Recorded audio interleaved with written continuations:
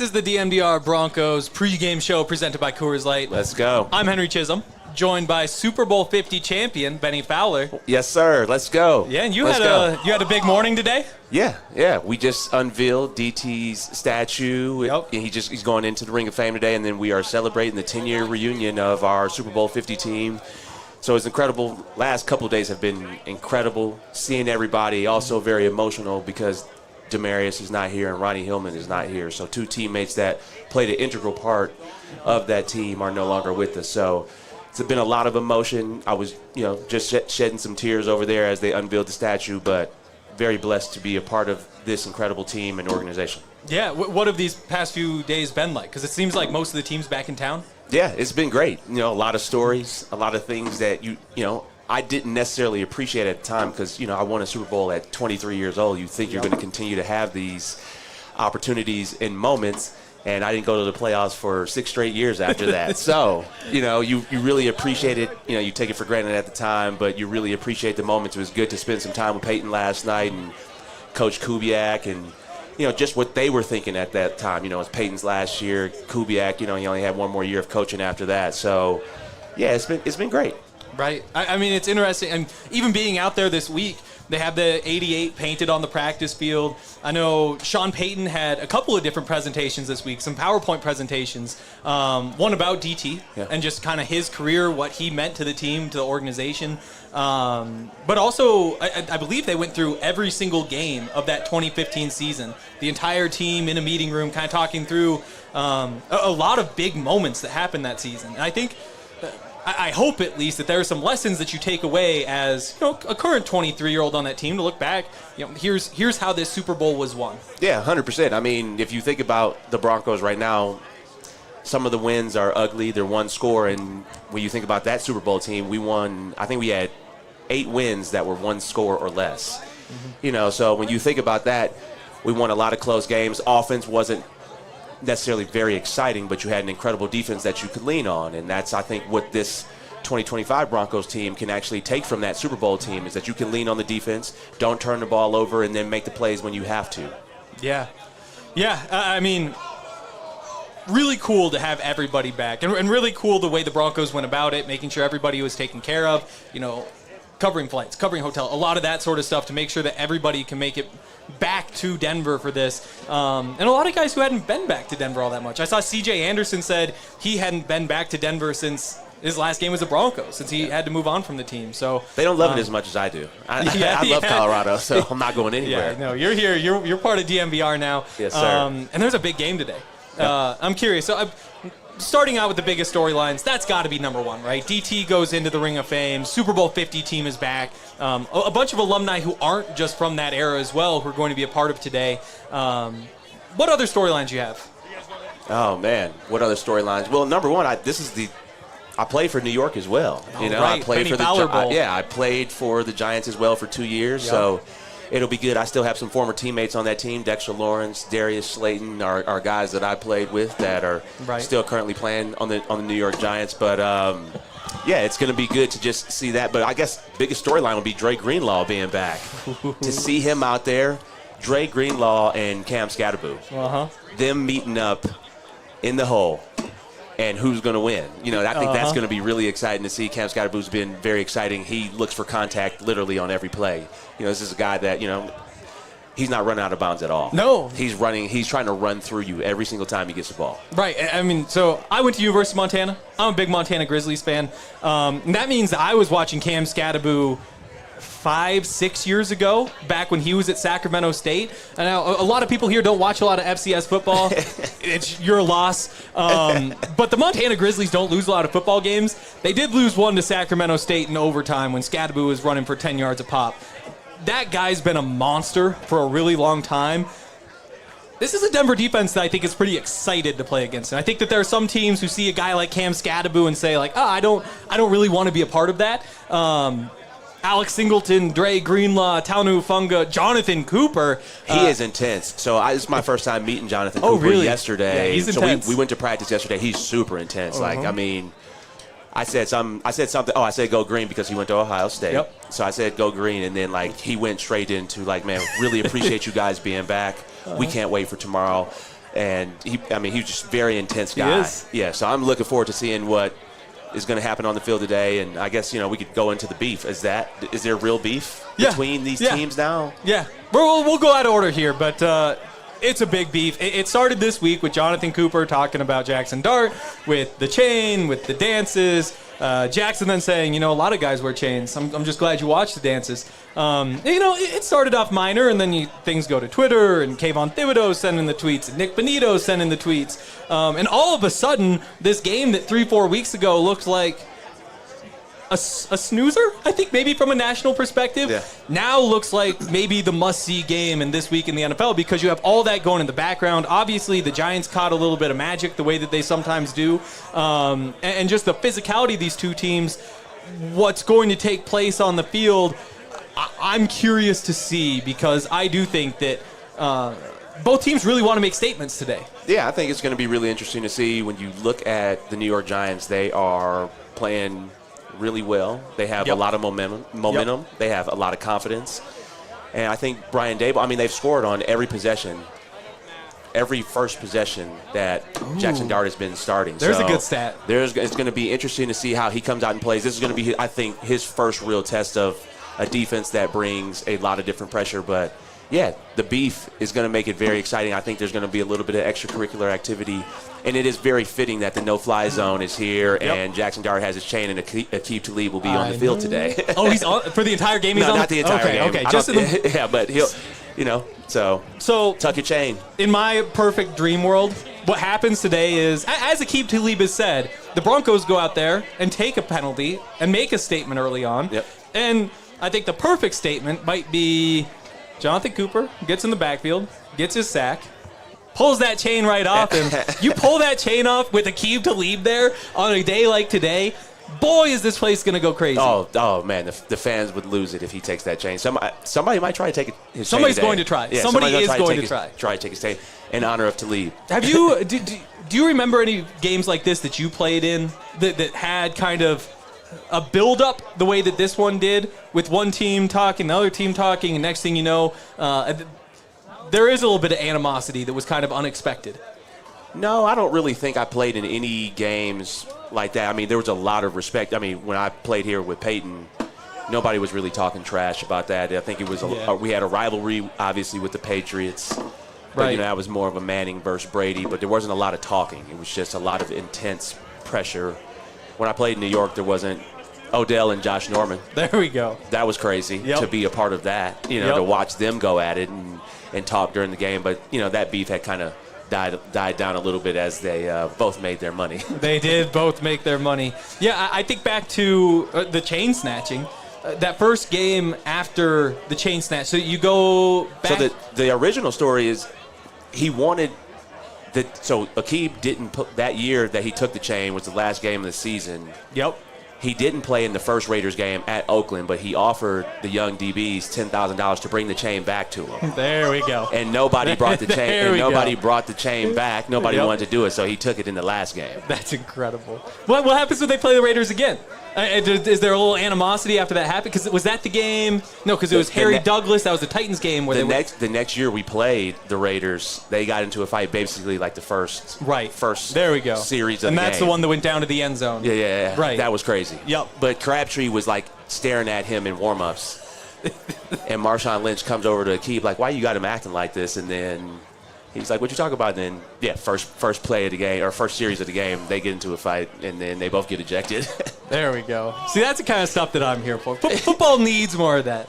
Like in hockey, Where is the hatred in the NFL right now? It's gone. Even talking to guys Every year the Broncos play the Raiders the first time. I do like a little rivalry story and talk to guys about like the best rivalry they've been a part of. We talked Jonathan Cooper, Ohio State, Michigan. There's one. There've been a lot of Oklahoma and Texas guys. We talk back about some of those memories. Marvin Mims with the big play from Caleb Williams to win the Red River rivalry. But everybody says, we really want to hate them, but it's just not quite the same. Yeah, I don't know. I think the NFL is different. I think NIL's made things different, and social media has made things different. So a lot of these guys are already friends or have been friends. Yep. I think back in the day, you didn't see them until you played them. It was all the camps and all that stuff. You grew up going to the same 7-on-7 tournaments. 100%. Yeah, these guys have been around. It's like AAU now. Right. Yeah. We got to get this. This should be the feeling we have for a Raiders game. Yes. It shouldn't just be the Giants that make us feel the this Raiders way. stink. Yeah. So. Let's hit a couple notes here before we get to this break. Big one is Dre Greenlaw's back. We touched on it a little bit, but they say that they're going to work him in. He's going to have some packages. It isn't just going to be, hey, Dre's back. He's out there every play. When you hear that, what do you think? Because you don't see linebackers rotate in and out all that much. Well, I think Vance has a really good feel for this team, this roster, and he's already been doing that with the pass rushers. So Benito and Cooper, they are switching off every other series. So I think Dre, you can work him back, give him some plays. But I think if the momentum gets going, that he's going to want to stay out there. So I'm curious to see how he'll come out there and play. And I'm really excited just to see his mindset, his physicality, and what he's actually going to bring to this defense today. I think him being out there is going to give this defense even more of a spark than it already had. So, defense is playing top in the league right now, but having a guy like that who can be such a dynamic force, especially in the run game, is going to be really exciting to see. Are you worried at all about rust? Only played the 2 games last season, has hardly touched a football field in the past couple of years. Broncos are clicking right now on defense. To me, I'm just a little bit scared that you throw somebody out there, and not because he's not a good football player or anything like that. The instincts will be there, but, when you're in week 7 of an NFL season, Justin Cernat, Alex Singleton, they're always on the same page. They always know where the other's going. Might take a little bit of a step back just in week 1 with the new partner for Alex. I think with Jaxson Dart being the quarterback today, I think it's actually okay because he is not going to – I don't think he can beat you right now, especially this defense with his arm. So I think Dre coming back against this type of quarterback is actually more beneficial to this defense because Jaxson Dart likes to extend plays with his legs. So that's what I'm more so looking forward to. Of course there will be some rust just because he hasn't played football in a long time, but with the way that the New York Giants are trying to be effective, which is basically just running the ball, quarterback runs, and short passes, I think this plays into Dre's strengths. Right. I think so, too. I think you don't need to be too creative on first and second downs here. It's Vance Joseph, the third downs, you're going to get all your crazy stuff, but you kind of know how they're going to run the football, and nothing really changes. You're in the A gap. Oh, there's a puller. Guess what? Now you're in the B gap. Like it's not all that complex. You wouldn't think. And then in terms of coverages, you want to throw some weird stuff at Jaxson Dart for sure. But with so much play action and stuff that they're running, so much of it being off script, I see what you're saying. I think that a lot of it should be pretty straightforward, instinctual, and you hope it works out. Yeah. Malik Neighbors not being there today, Darius Slayton not being out there today. Wan'Dale Robinson's their go-to guy. I don't know who the other receivers are that I think that really scare the Broncos. So I think this plays into Dre's strengths. Other injury on the Giants side, Abdul Carter is questionable. Game time decision. When you go to the media and say things like, we're going to settle this on the field on Sunday, it makes me think you're going to be on the field on Sunday, but as of now, officially questionable. They've got other good pass rushers. I wonder how that works. Just as we going back to the beats, and sorry to cut you off, but I'm just curious about the Abdul Carter thing. We're going to settle this on the field on Sunday, but they're not going against the defense. The defense doesn't go against the defense. It makes it a little bit easier to say that. Yeah, you guys aren't running into each other at all. Yeah, you're going up against the guys who scored 13 against the Jets last week. Yeah, exactly. So, I don't know. It's going to be interesting to see. Yeah. Curious, though. They've got the depth. Abdul Carter still coming off the bench with Thibodeau out there. Brian Burns out there. Nice to have, as we've seen, plenty of depth when it comes to the pass rush. Dexter Lawrence as well. He's been an all-pro. He's a beast. He is a beast. He is a beast. Broncos side, no Matt Parrott. That means Alex Palshevsky is going to be starting at left guard. We'd imagine no more 63 is eligible. I know. We finally, for the watch along, we finally have the little emoji where you could click it and it's like, oh, 63 is eligible. Boom, put it in there for the watch along. We'll find another use for that, but I'm excited for Alex to get this opportunity. You know, we had Brian Baldinger on from NFL Network this week. Knows offensive line from a media perspective better than I think anybody. He's excited. He's been a Palcho believer for a long time. I want to see it. I want to see him go out there. After last week, the run game didn't work all that well. If you can go up against this Giants front, and, you know, for him, he's going to be lining up against Dexter Lawrence plenty. If he has a good game, Hype Train's going to be leaving the station. Might be saying, hey, this might be a starter here eventually. Yeah, I'm excited to see him. And, yeah, I think Baldy's right, and I trust his opinion. And, yeah, we need him and the offensive line to have that continuity because the run game has to be better. Yep. If this is going to be a playoff team, if this is going to be a Super Bowl caliber team, you have to have a running game, and you have to be able to lean on the running game at certain times. So I'm pulling for Palcho today. I think we all are. Yeah. I think we all are. Real quick, before we get a little bit deeper into this beef, maybe talk about how that changes the play calling a little bit. I'm a little bit curious if this gets in Sean's head at all.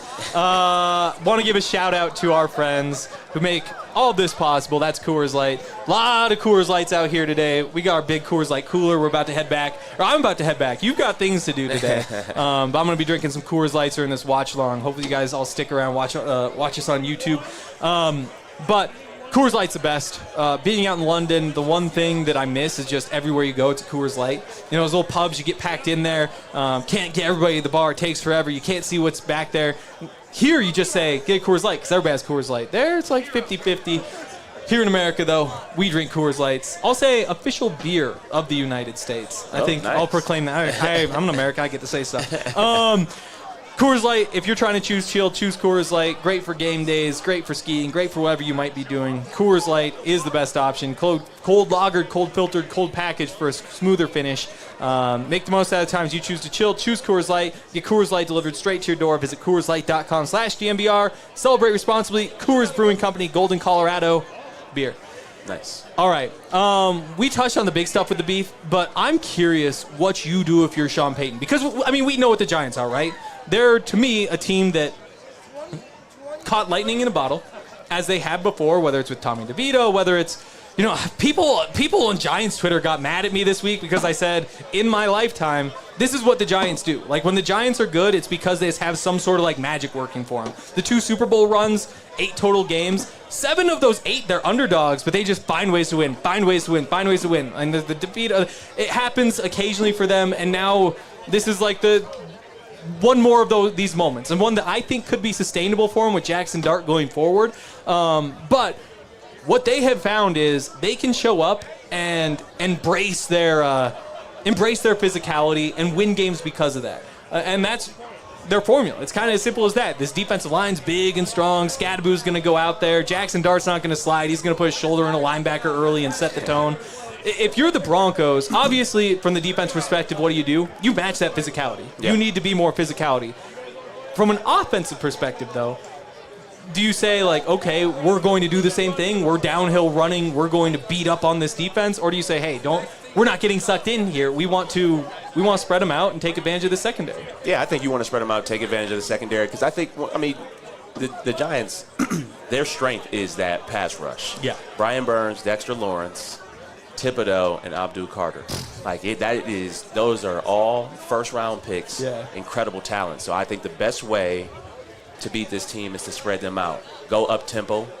You are playing in the Mile High Stadium. Mm-hmm. Go up-tempo, get those guys tired. Because that's how you slow down the pass rush.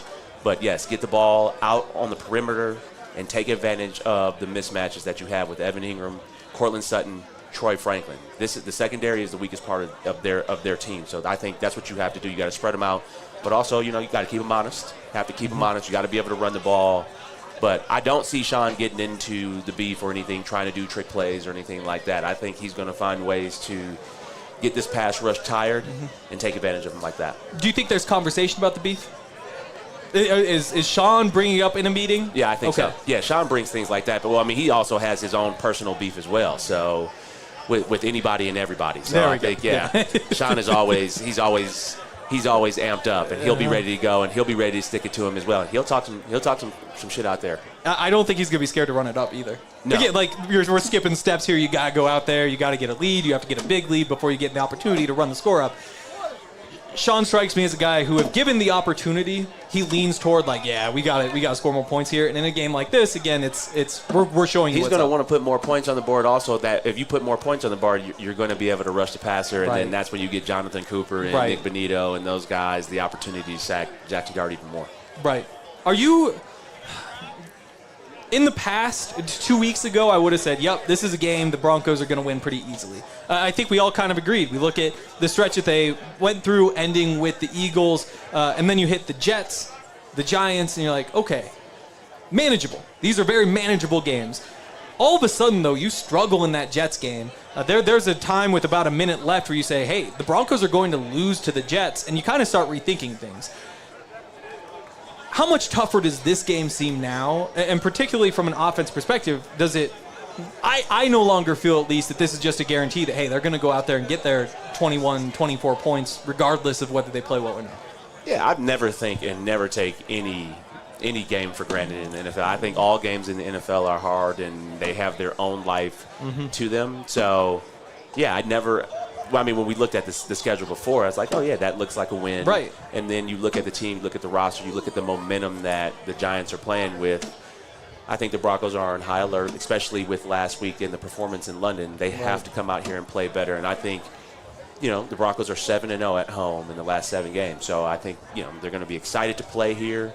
I think they're going to be excited to play in front of, obviously, all of us as former alumni and then DT going into the Ring of Fame today. So I think it's going to be really exciting. I expect at least 24 points. Okay. I'm still nervous. People on Twitter are always angry, but particularly I say 13-10 Broncos. They say, how is it only 13? It's like, well, you scored 13 against the – exactly. We've seen this. And I agree. I think that this is – it's just an energy game. Yeah. Again, because it's not just the beef, it's having everybody back here, having you guys on the sideline. The energy is going to be in that stadium for sure. You just hope that it isn't like a pressure that comes with that. That you start thinking like, hey, I'm Pat Surtain, there's a keep watching. I'm Nick Bonito, there's, I guess Bond's not here, DeMarcus Ware watching. And the I think those guys on. are excited to play in front of the no-fly zone. I think they're, really, I think they're going to put their best foot forward. I think they're going to be flying around. Yep. All right, let's hit some bets before we get out of here. Let's do it. Yep.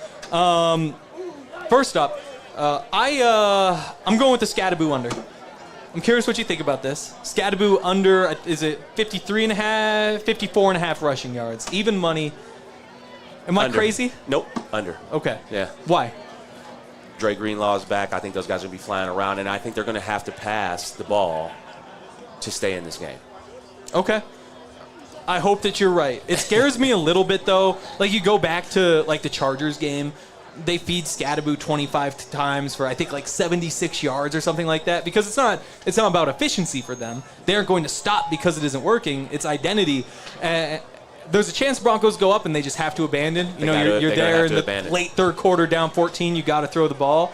The only thing that scares me about this is that they might say, hey, we're the Scadaboo Giants.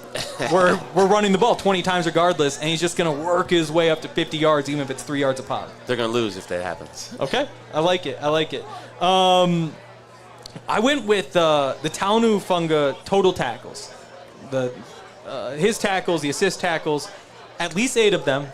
2-1 odds over with our friends over at Bet365. I like that. Yeah? I like that. I think, again, 8's a manageable number. I'm curious, though, because typically I like the Singleton tackles. We've seen him push, what was his best, 140 or so in a season. That's a guy who, anytime he doesn't get 10 tackles, you're a little surprised. With Dre Greenlaw back, though, how does that change? Do you all of a sudden say, like, hey, Dre's just stealing tackles from Singleton? Well, yeah, I mean, he might, but he's also limited today. So True. I think Alex is going to be all over the place still. Yeah. But, yeah, I like Talanoa for what you said, 10? Or over 8? 8. Yeah, I 8 like should that. be fine. Yeah. 8 should be fine. Yeah, especially 8 total tackles, yes. And you'd imagine that's how you deploy him, right? Like you bring him down in the box and say, we're a lot of single high today. The Broncos run cover 1, I think, more than any other team in the NFL. Yeah. I know that it's the divide between do you want to confuse the rookie quarterback with these weird coverages, Or do you just say, like, hey, we're better, we can load the box, just leave a safety deep, and we can go one-on-one across the board and feel good about our matchups? I kind of lean that way. Yeah, I think he's going to be all over the field. I think he's going to be sideline to sideline. And also, just with the short passes that they do, I can see him getting the over. Yep. And then the last one, a little better than 3-1 odds. 50 receiving yards for Evan Ingram. A little revenge game. He had 50 last week, right?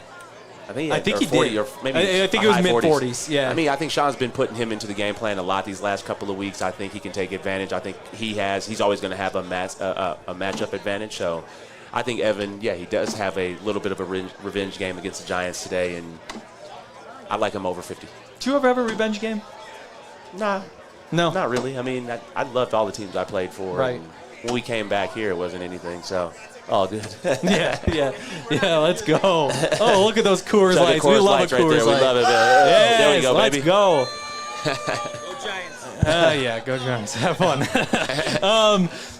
Before we get out of here, any Evan Ingram, I think we're both in on. Any other guys you expect big games for offensively? Portland didn't have a crazy game last week in London. I think, when he doesn't have when he has a less than stellar game, I think he always comes back with over 80 to 100 yards. So I expect him to have a really big game. Right. I think I agree as well. Cortland's not a guy who's going to get fussy about targets, at least in the spectrum of receivers, because there are a lot of guys, you've played with plenty of them, who would ask for more targets. Any other receiver other than Cortland, I'd say, quarterback feels pressure to feed him this week. I don't know that Bo feels too much pressure to go to court. No, I think that Sean will be designing plays. Okay. And, he's your guy, so he's your number one. All right. I think that's going to do it for today. A reminder, those were our pregame picks presented by Bet365. Get over there. Whole bunch of really good bets. There's nothing better than a weekender in football season on Bet365. You can download the Bet365 app, use the code DNVR365, deposit $10, place a bet for $5, get $200 in bonus bets. Must be 21 or older, physically located in Colorado. Please gamble responsibly. If you or somebody you know has a gambling problem and wants help, call or text 1-800-GAMBLER. All right. That's going to do it for today. We're going to have the watch along, so all of you watching on YouTube, tune in when the game starts. It's going to be me and Jake and Dre, because Benny is out here busy celebrating a Super Bowl championship, hopefully watching him win. But Benny will be back for the post-game show. Yes, sir. Give us a like, comment,